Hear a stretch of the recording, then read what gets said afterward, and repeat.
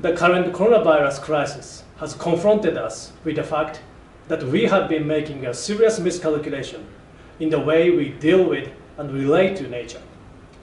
It has also demanded that we reconsider how best to live in harmony with nature going forward.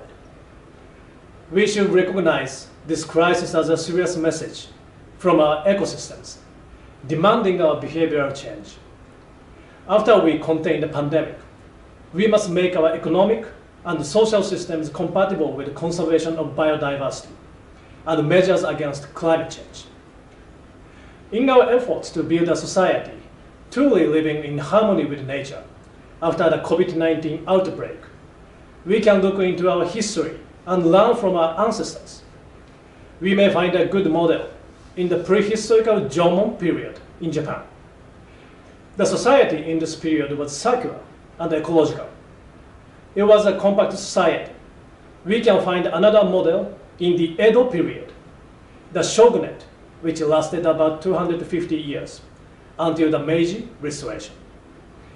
People's livelihood was sustained by decentralized societies in this period. Japanese people traditionally think human beings are a part of nature, as ecosystems have an indispensable function that provide us with clean air, water, and abundant food resources, while maintaining a stable biosphere.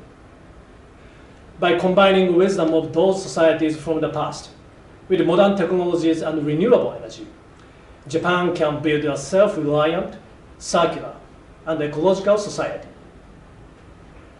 The Satoyama Initiative, which Japan advocated and has been advancing with many partners, aims to reorganize those systems from the past and could be a world-leading example in doing so. Japan will advance the Satoyama Initiative further, as we believe, in the course of the recovery from the coronavirus crisis, it can also make a contribution to solving local issues as well as to achieving the SDGs.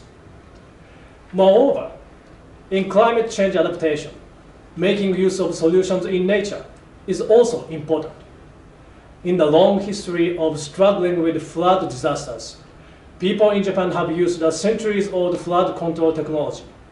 In this system, we utilize the water retention capacity of forests and integrate rivers with farmlands. This technology has also contributed to the conservation of wildlife habitats. We will further push ahead with integration of climate change measures and the conservation of biodiversity in such ways as protecting forests as so-called green reservoir. We should take a lesson from this coronavirus outbreak to rethink the way human beings deal with ecosystems and what living in harmony with nature means. Our humanity is now tested as to whether we could behave for the benefit of others, such as future generations and ecosystems, and whether we could redesign our economic and social systems into green and resilient ones. 2020 is a significant year when the post-2020 Global Biodiversity Framework, which takes over the Aichi biodiversity targets, adopted in Japan, will be developed. Now is the time for us to act in concert with people in the world to achieve the 2050 vision, living in harmony with nature, shared in Aichi.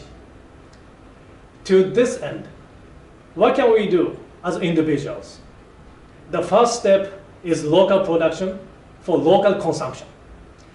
So let's get started with the first step from your own community toward a circular and ecological economy. Save lives, save biodiversity, save our planet. ありがとう。